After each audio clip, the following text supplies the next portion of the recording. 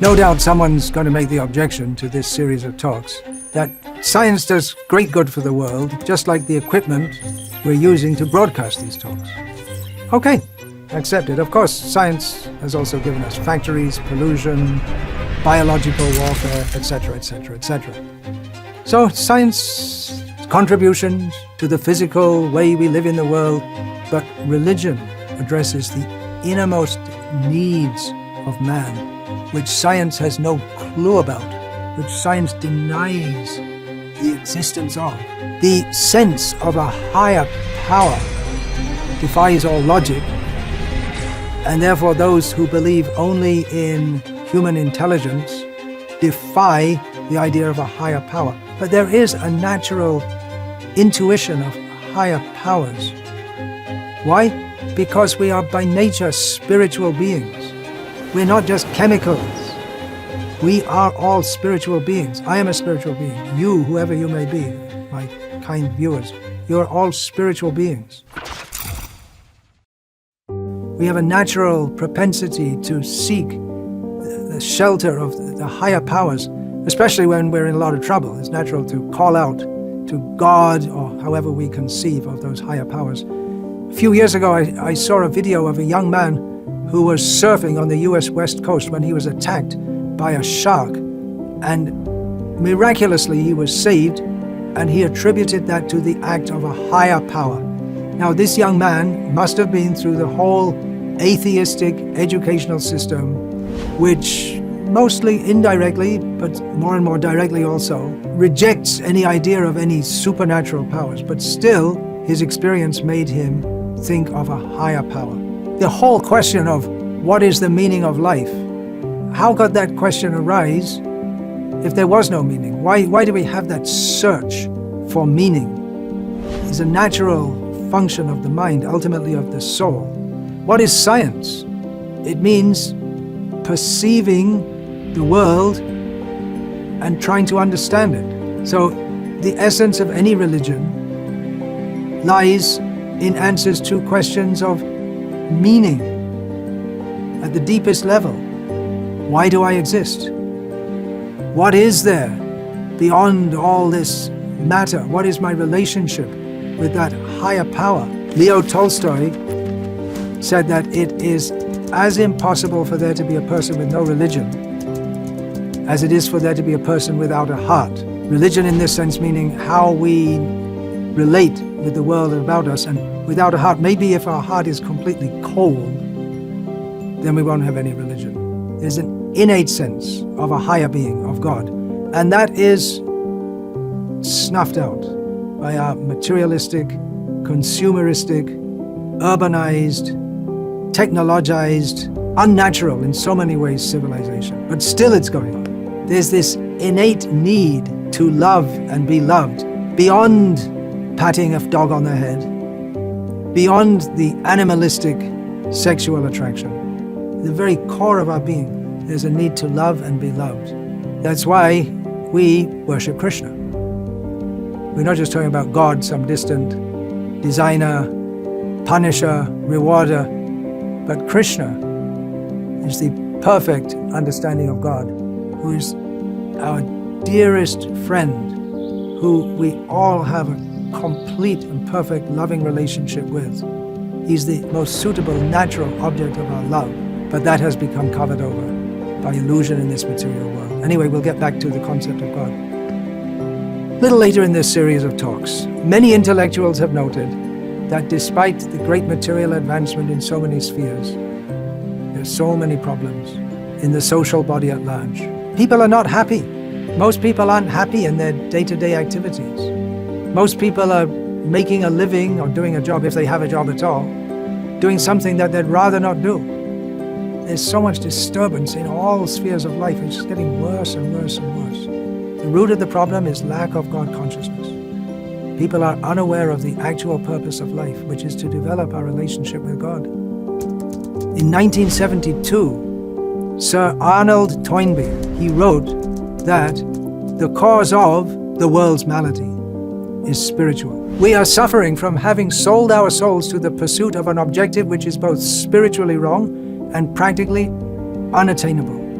We have to reconsider our objective and change it. And until we do this, we shall not have peace either among ourselves or within each of us. Modernity is preoccupied with the abilities of individual minds to get on top of things and get ahead. A strong belief in progress. But factually, we live in a pathetically foolish and spiritually insensitive era. People live their whole lives in artificial cities, eating food from plastic bags, surrounded by all kinds of gadgets, and they think this is civilization. To people who are raised in contemporary materialistic culture, who from the beginning of their lives have been raised to think that working, getting money, spending, and the acquisition of material goods is all that life is about. That silly things like who wins a tennis championship are important. To such people, the question of God doesn't even arise. Their spiritual sentiments don't even arise, so they're easy targets for the atheists. Ian S. Markham wrote a book called Against Atheism, Why Dawkins, Hitchens, and Harris are fundamentally wrong. I'm going to paraphrase a section from that. Some people have a sensitivity to the divine, others deny it exists. Atheists want to stop at the outset the cultivating of the capacity to communicate with the divine. What evidence is there of this spiritual dimension? Dawkins, Hitchens, Harris, and other such atheists, they want to say, well, there's nothing to show that there's any spiritual sphere, but there's actually so much to show that there is a spiritual sphere. The vast majority of people today and in the past are or were religious. Dawkins admits that this is very puzzling, so he made up the idea of the God gene or memes. Memes is a cultural phenomenon, concept that is passed from generation to generation. However, Ian Markham suggests an alternative, that the fact that the majority of people are religious points as evidence to the spiritual dimensions of humanity. Let me interject a little bit here. Feel thirsty? You have a need to drink water. Feeling thirsty means that there's something which we are craving for. So when we feel a need for God, it suggests there is God. Simple logic.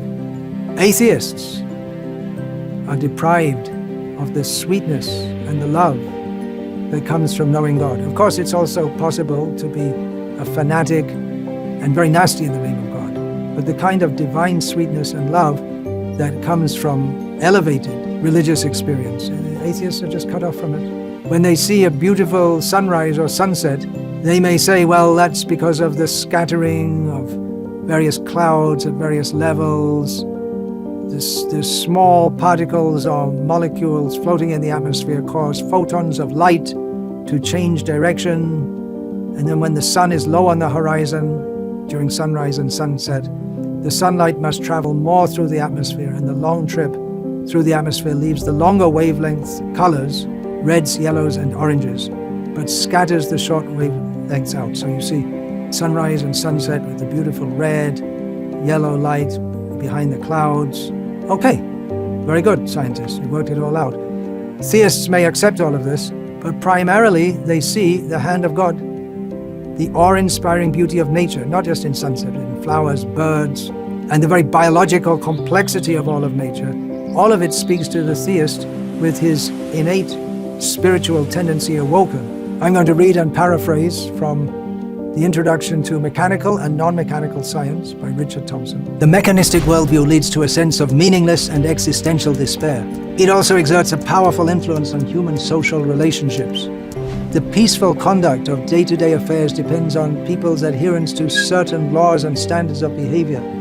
These depend on systems of moral and ethical values that cannot ultimately be imposed by force, but must be accepted by inner conviction. Yet mechanistic theories provide no compelling justification for any system of social values, and they exclude any attempted justification that draws on non-mechanistic concepts.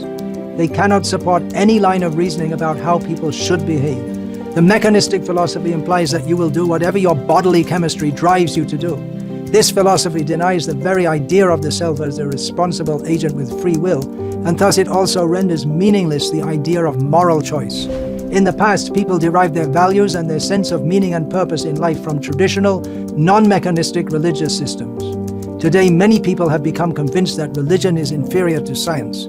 Mechanistic science has become widely accepted as the only source of genuine knowledge about the world, and as the domain of science has been extended, the authority of the traditional religions has been steadily eroded. Yet religion remains the only source of values, of conceptions of higher purpose. The worldviews of traditional religion and modern science are fundamentally incompatible. Mechanistic science is impressive because of its prodigious power to explain and manipulate material phenomena. In contrast, religion seems to depend on the blind acceptance of rigid, unverifiable doctrines, many of which have been discredited by scientific theories. And this has been accelerated by the corruption, inequity, and insincerity prominent in many religious establishments. Religion has also suffered due to the tendency to compromise, unbridled speculation, and downright concoction, which has produced a bewildering welter of conflicting religious sects and philosophies. With the eclipse of religion, human society has been precipitated into a moral and spiritual crisis.